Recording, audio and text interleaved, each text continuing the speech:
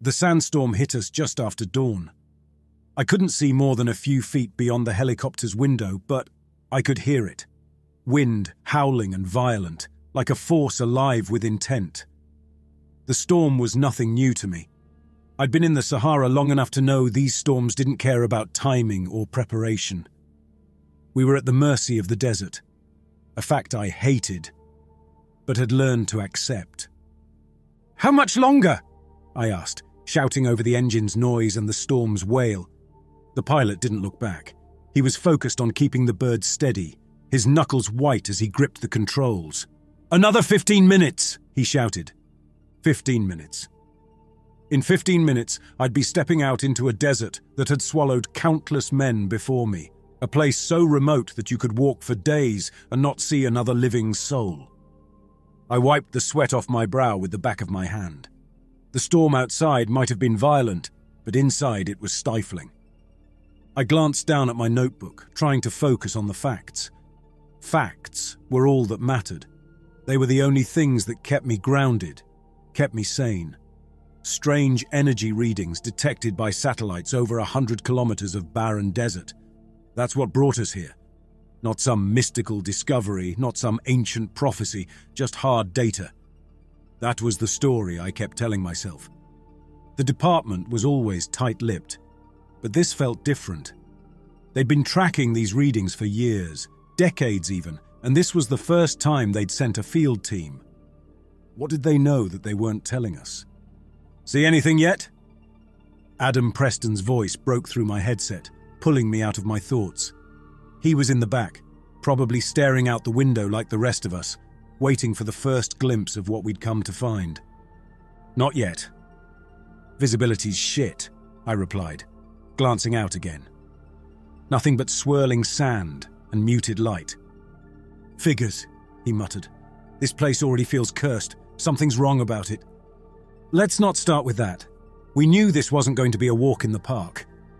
Adam was our lead engineer, practical, reliable, but a natural skeptic. Normally, I appreciated his cautious approach. Out here, though, in this heat, with the air vibrating with the unknown, I didn't need his superstitions. I needed him focused. "All right," he conceded. "Just, it feels off, you know." "I know." That much was true. It did feel off, like we were closing in on something we weren't supposed to find. I ran a hand over my face, attempting to dispel the anxiety welling within me. This wasn't like me. I wasn't the kind to worry about things I couldn't explain. I dealt in data, in analysis, in measurable results. But the deeper we ventured into the desert, the harder it was to hold on to that certainty. A beep in my headset signaled Layla Gray chiming in from her seat across the cabin. "We should be getting close now. Sensors are picking up fluctuations in the energy readings again. It's getting stronger." She was our physicist, young but brilliant, the kind of mind that didn't rest until it had unraveled every mystery laid before her. She didn't share Adam's unease. To her, this was just another puzzle, another problem to solve. "I see it," the pilot called out. I squinted through the storm as the helicopter began to descend. There, just barely visible through the whipping sand, was an outline, sharp and angular, standing tall in the midst of nothing. "It's bigger than we thought," Adam said quietly. I said nothing, my eyes locked on the shape. The storm seemed to part for it, the sand swirling around but never touching the structure itself. I didn't like it. It felt like the desert was avoiding it, like it didn't belong there. The helicopter touched down, kicking up a cloud of dust and sand that briefly swallowed us whole. I felt the shift as the engines powered down, the sound of the storm becoming clearer as the rotors slowed. "Let's move," I said, unbuckling and standing. "Gear up." The team followed without question. We were trained for this, prepared for anything, or so I had told myself. The heat hit like a wall as soon as I stepped out of the helicopter, instantly evaporating the sweat on my skin. My boots sank into the loose sand, and I pulled my mask tighter against my face, squinting into the wind. The storm was still raging, but we were close enough now to see it clearly. The gateway. It was massive, easily 3 stories tall, rising out of the sand like an ancient monolith. It wasn't stone, though. Metal or something that looked like metal. I couldn't tell. It was smooth, dark, and too perfect. Not like anything I'd ever seen in the field. No erosion, no signs of aging or wear. It was as if it had been placed there yesterday. "How the hell did we miss this?" Adam asked, standing next to me. The thing was symmetrical, impossibly so, with geometric patterns carved into its surface. Symbols, maybe, or something else. They shifted slightly in the light, giving the impression that they were moving. "I don't like this," Adam muttered again, his hand resting on the gun strapped to his chest. "This doesn't feel right, Richard." "It's not supposed to feel right," I said. "This isn't right. None of this makes sense." I approached, feeling the pull of the gateway, like gravity was heavier around it. Something deep inside urged me to step away, to allow this thing to remain buried in the sand. Yet I wasn't in control here. The department wanted answers, and I was the one they sent to get them. "Let's run a full scan. I want to know everything about this thing before we get too close." Adam nodded, already pulling out the drone case from his pack. Layla continued her readings, muttering to herself as she made adjustments to her equipment. I watched them work, my eyes drifting back to the gateway every few seconds. It was hard to look away from it. There was something about it, something that made my head feel heavy, like I was being pulled into its orbit. "Drone's up," Adam announced, breaking the spell. The small machine buzzed, rising into the air and hovering near the gateway's surface. "Let's see what this thing is made of," Layla said, staring at her screen. We watched in silence as the drone moved closer, its camera feeding us live footage. The closer it got, the more the symbols on the gateway seemed to shimmer. "Do you see that?" I asked, narrowing my eyes at the screen. "The symbols, they're moving." Layla frowned. "That's not possible. They're just carvings. Optical illusion, maybe." "Optical illusion?" Adam snorted. "Look at the damn screen, that's no illusion." The drone was less than a foot away from the surface now, the camera focused on the patterns. For a moment, everything was still. Then, without warning, the feed cut out. Static filled the screen. "What in the world?" Adam muttered, frantically trying to regain control. It's gone." "It's not gone," I said, staring at the gateway. "It's in there." We stood there in stunned silence, the storm still raging around us. All I could see was the gateway standing there, silent and unyielding. "We need to report this," Layla said finally. "No," I said. "We need to go in." The decision was mine, but I wasn't sure why I made it. Something about the gateway felt like it was calling to us, like it wanted us to cross. Maybe that was why I ordered us to go in, or maybe it was just fear of what we'd already lost. Carter Holmes, our medical officer, had volunteered to go first. He was always like that, brave to the point of stupidity. We'd watched him step into the gateway with a handheld scanner and a smile. We hadn't heard from him since. I should have called it off right then. I should have ordered the team to pack up, radio into the department and call for an extraction. But I didn't. Instead, I stood there, staring at the thing, feeling that magnetic pull deep in my chest. And I knew I couldn't leave. "We're wasting time," I said, not recognizing my own voice. I felt like I was hearing it from far away. "If Carter's alive, we need to find him." Adam was beside me, arms crossed. "You sure about this, boss? You saw what happened to the drone. And Holmes, we don't know where the hell he went." Layla had been silent for a while, studying her scanner. She looked up at me. The energy reading spiked just before Holmes disappeared. "Whatever's in there, it's not normal. But we knew that already." She was right. We'd known from the moment we first laid eyes on it that this wasn't just an ancient ruin or some forgotten relic, and the only way to understand it was to go inside. I turned to the rest of the team. "Get your gear. We're going in." Adam shook his head, but didn't argue. Layla checked her equipment one last time, then gave me a curt nod. It was all we could do to prepare for something we didn't understand. We weren't ready, but we'd never be. We approached the gate as a group, the three of us in formation. The air around the gateway felt dense, as if it was pushing back against us. I could hear my own breathing, shallow and too fast. The heat of the desert disappeared as we got closer. The sandstorm was muted, the wind barely touching us. It was as if the gateway had created its own bubble, an area where the natural world simply ceased to matter. I reached out instinctively, my hand stopping just short of the surface. The metal, or whatever it was cold, despite the sun's heat. It didn't make sense. None of this made sense. The moment my hand crossed the threshold, the world shifted. It wasn't like stepping through a door. It wasn't like anything I could explain. 1 second I was standing in the desert, the wind in my ears, the sand beneath my boots. The next, it was as if I'd been yanked out of reality, torn from everything I knew. My head felt like it was being squeezed from all sides and I couldn't breathe. Then, suddenly, I was somewhere else. I stumbled forward, nearly collapsing as my feet hit solid ground. I blinked, trying to make sense of my surroundings, but nothing was familiar. Nothing made sense. The sky was a swirling mass of colors, blues, purples, reds, constantly shifting and bleeding into each other, as if someone had taken a paintbrush and smeared the atmosphere into chaos. The ground beneath me was dark, almost black like rock, but it moved beneath my boots. I felt it rise and fall like I was standing on the back of something alive. Behind me, Layla and Adam stumbled through. Adam let out a string of curses, clutching his stomach like he was about to throw up. Layla just stood there, staring at the sky in shock. This is impossible, she whispered. Her voice trembled, and I didn't blame her.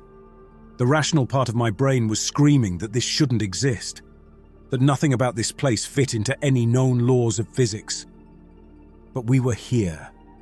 Somehow, we were here. "Where's Holmes?" Adam said. He looked around, his eyes darting from one strange sight to another, but there was no sign of Carter.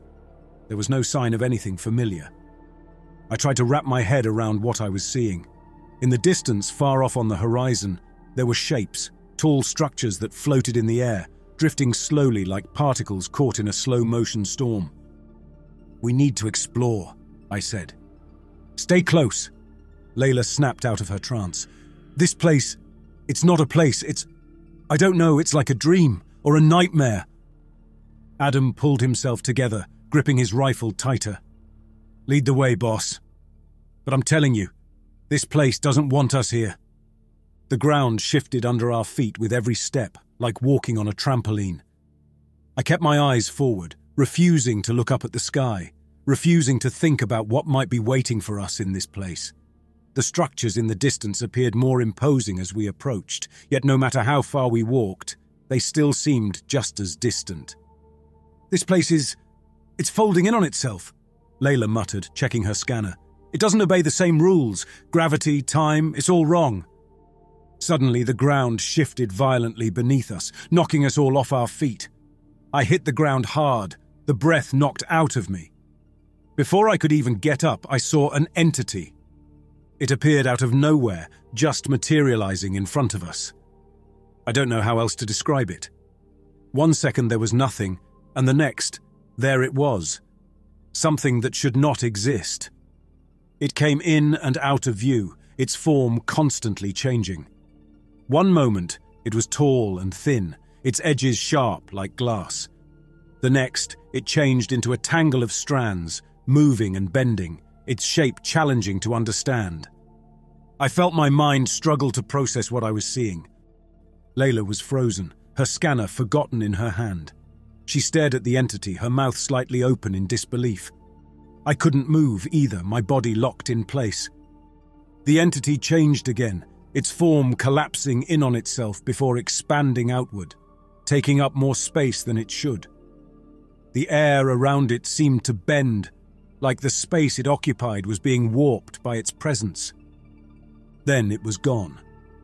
Just like that, it vanished as quickly as it had appeared, leaving nothing behind but the sound of our breathing. We kept moving, but I had no idea where we were going. The horizon never seemed to change, and the landscape changed constantly, making it impossible to keep track of our direction. The structures in the distance, those floating, folding things, remained just as far away as they had been when we started. Layla checked her scanner again. Energy spikes are everywhere. This place is a dead zone for any normal readings. It's like we're in some kind of pocket dimension, where the rules are rewritten. "Do you have any idea how to get us out of here?" Adam asked. "I don't know," Layla admitted, her eyes downcast. "Everything's warped. There's no consistent data." I fought to keep my composure, attempting to hold on to a sense of control, but it was slipping away. "First we find Holmes. We're not leaving without him." But in the back of my mind, I already knew the truth. Holmes wasn't lost. He was changed, and soon, so would we. We walked in silence, each of us lost in our own thoughts. I tried to make sense of the world around me, but the more I focused on it, the more it hurt. This place, it wasn't merely a landscape, it was a living, breathing entity.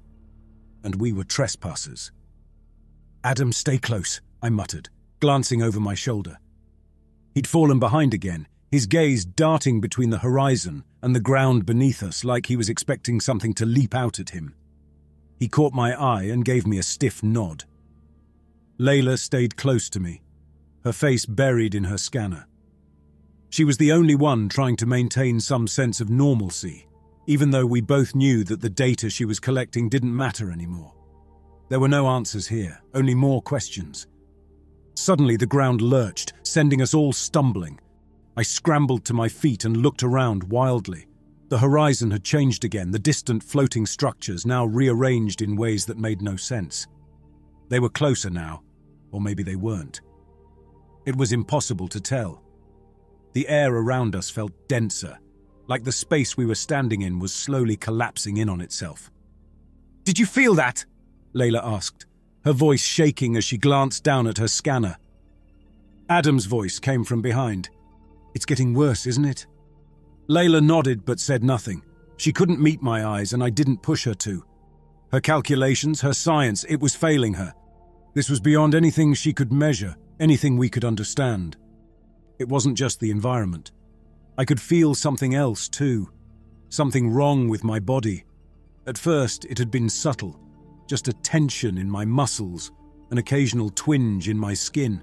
But now it was more than that. My joints felt stiff, like they were tightening, and my legs felt heavier, like I was walking through thick mud. I glanced at my hands and flexed my fingers, wincing at the way they didn't quite move right. I wasn't the only one. Adam was walking with a limp now, though he hadn't said anything about it. His steps were slower, more purposeful. He kept rolling his shoulders like he was trying to shake off some invisible weight. "What's happening to us?" I muttered under my breath. Layla must have heard because she finally looked up, her eyes wide and scared. "It's the dimension," she said. "It's not just warping the environment, it's warping us too." The logical part of my brain told me to get us out of here, but there was nowhere to go. We had lost any sense of direction, any chance of finding our way back to the gateway. The landscape had changed too many times, and there was no point in retracing our steps. We were stuck. "Where's Holmes?" Adam asked suddenly, his voice louder than it should have been. He looked around, panic in his eyes. "Where the hell is he?" We'd been walking for what felt like hours, but Holmes had vanished the moment he stepped through the gateway. We hadn't found any sign of him, and deep down I knew we never would. The Holmes we knew was gone, and if we did find him, it wouldn't be the same man who volunteered to go in first. "We keep moving. Holmes is out here somewhere and we need to find him." It was a lie, but it was all I had. We couldn't stop. Stopping meant thinking, and thinking meant realizing how hopeless this situation was. Layla stayed quiet, but Adam wasn't so easily convinced. "You know he's not out here, don't you?" he said, his voice low and accusatory. "He's dead. He's probably been dead since the moment he stepped through that thing." I shot him a sharp look. "Shut up, Adam. That's not helping." "You think I'm wrong?" he snapped. "Look around, Richard. This place is—" He stopped abruptly, his face contorting in pain as he reached for his arm. "God damn it, it's happening to me too." His arm. It was swollen. The skin fitted tightly over muscle that appeared deformed. He flexed his fingers, grimacing. His hand wasn't just swollen, it was transforming, the shape of his fingers changing. Layla's breath hitched beside me, her eyes wide as she stared at Adam's hand. "We need to keep moving," she whispered. "We can't stay in one place for too long. It's accelerating." Accelerating. That's what it was. The longer we stayed here, the worse it got. The changes were creeping in, slow at first, but now they were speeding up. My own joints ached, and I knew it wasn't the stress of the situation. We continued, our footsteps slower now. The ground beneath us shifted and swayed, making it hard to maintain our balance. Then, without warning, we found him. Holmes. He was standing in the middle of the path, his back to us, his body still. I froze, my heart skipping a beat. I opened my mouth to call out to him, but something stopped me.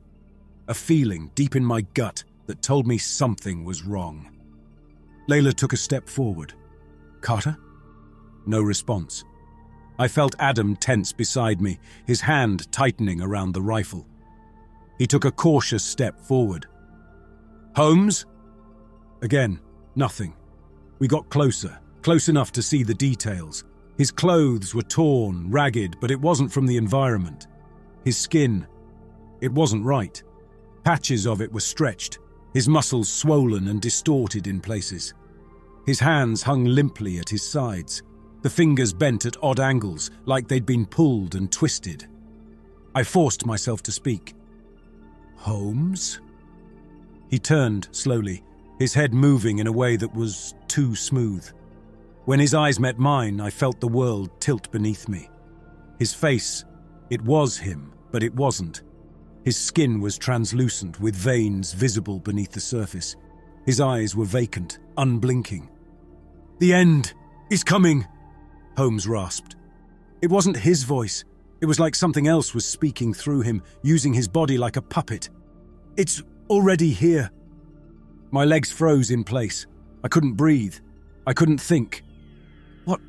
What happened to you?" Layla whispered. Holmes's body twitched, his head jerking to the side. "I saw everything. I saw it all." I took a step back. "Saw what?" He smiled. "The truth." Then, out of nowhere, he attacked. I didn't have time to react before Adam raised his rifle and fired. The shot rang out through the landscape. Holmes's body jerked backward, collapsing to the ground in a twisted heap. He's gone," Adam said, shaking.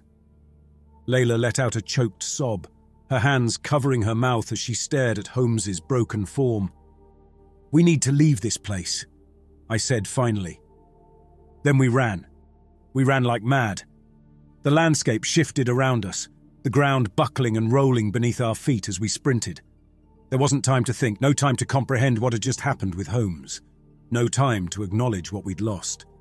His twisted form was burned into my mind, but survival was all that mattered now. The ground felt as if it were actively resisting us, trying to pull us back. Every step was a battle. I glanced at Layla. She looked worse than before. Her skin was nearly translucent, and her left arm hung at her side. But she didn't complain or cry out. She just ran, her eyes scanning for the gateway. "There!" I shouted, pointing ahead. The gateway stood tall, the metal glinting in the shifting light of this distorted world. Adam grunted in response, his breathing labored but determined. He was strong, always had been, but this place was wearing him down. We were close now, so close I could feel the pull of the air around the gateway, like gravity was bending inward. I didn't care. I just wanted to be out of this place. I needed to be out of here.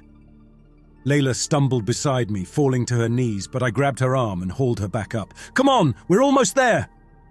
Her eyes were wide and glassy, but she nodded, her body barely holding together. I didn't look down at my own hands. I didn't want to see what had changed. There would be time for that later. If there was a later. We reached the gateway. I was the first to dive through, not hesitating as I flung myself across the threshold. I had no idea if it would hold, no idea if it was still functional. The moment I crossed, everything went silent. I hit the ground hard, the searing heat of the desert engulfing me. I scrambled to my feet, blinking against the bright sunlight. Real sunlight, real sand, real desert. Layla tumbled through the gateway after me, collapsing into the sand beside me. I reached out, grabbed her arm and pulled her up. Adam came through last, stumbling but catching himself just in time. His face was slick with sweat, his breaths ragged. His clothes were torn, his skin mottled with strange discolorations that hadn't been there before. He collapsed to his knees, hands braced against the ground. We had made it. I looked around. The desert was the same as it had been when we first arrived. Endless dunes stretching into the horizon, the brutal heat of the sun beating down on us. The gateway stood behind us, the unusual energy that had attracted us now gone. It looked dormant, as if it had never been opened. "We did it!" Layla breathed. "Yeah," I said, though my voice lacked conviction. "We're back." Adam struggled to his feet. "You sure about that?" he asked, his eyes darting around. Something doesn't feel right." I glanced over at him. He was right. I could feel it too. It wasn't the relief I had expected. The desert was too quiet, too still. And the light, it was too sharp, like someone had turned the brightness up too high. I looked at the horizon, squinting. The shadows on the dunes, they shifted almost like they were alive, bending and stretching in ways that made no sense. And the sun, it hadn't moved. Not a fraction. It hung there, frozen in the sky. "Do you see that?" Layla nodded slowly, her eyes wide with realization. "It's not real," she said softly. "None of this is real." Adam let out a harsh laugh, his eyes filled with disbelief. "You're telling me? We're still in that thing. We didn't even escape." I didn't want to believe it, but the evidence was right in front of me. The world around us wasn't behaving as it should. The heat, the shadows, the sun, everything was off. "We're still in there." "No," Adam muttered, shaking his head. He glanced back at the gateway, and I could see the panic rising in his eyes. "No, we got out. We're out. Look, the damn thing's right there." "Adam," Layla said quietly, stepping toward him. "We didn't escape. This isn't real. It's a replica, a simulation. The dimension made it to keep us here." He stared at her, then turned to me. "You believe this? That we're still in there? That this," he gestured wildly at the desert around us, "isn't real?" I looked down at my hands. The skin was normal, but my fingers still felt stiff, like the changes we'd been going through hadn't fully stopped. I flexed them, trying to shake the feeling, but it wouldn't go away. Layla's twisted arm, the shadows, the sun. It all pointed to the same horrifying truth. "We're still trapped." Adam backed away from us, his eyes wide with fear. No, this is bullshit! We made it out!" He pointed at the horizon. "Look, there's nothing here, it's just sand! It's just the desert!" He took off running, his steps frantic as he charged over the dunes, disappearing beyond the crest. I made a move to follow him, but Layla grabbed my arm, stopping me. "Let him go," she said, her voice tight with exhaustion. "We can't just leave him." "Where's he going to go, Richard? There's nothing out there. It's all part of the illusion." She was right. As much as I wanted to chase after Adam, there was no point. He was running into nothing, into a false world that would trap us no matter where we went. The silence stretched on. I stared after Adam, his figure long gone from sight. Layla slumped to the ground, her eyes distant. "What do we do now?" I had no answer. I could only stare at the horizon as the sun hung unmoving in the sky. Time passed, though it was impossible to tell how much. The sun still hadn't moved. I stopped trying to track its position after the first few hours. Days? Maybe it had been days. Or maybe it had been hours. Layla and I wandered the desert, searching for some way out, for some sign that this world wasn't real. But the more we walked, the more it all blended together. The dunes looked the same, the shadows continued to move, and the horizon never changed. At some point, we found Adam. He was sitting on a dune, staring out at the horizon, his face blank. His clothes were torn, his skin pale, and his eyes hollow. When we approached him, he didn't even look up.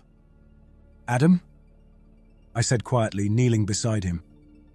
He didn't respond. He just kept staring out at the desert, his hands resting limply in his lap. I could see the changes in his skin, the same changes that had started with Holmes. His fingers were thinner, the bones underneath warped.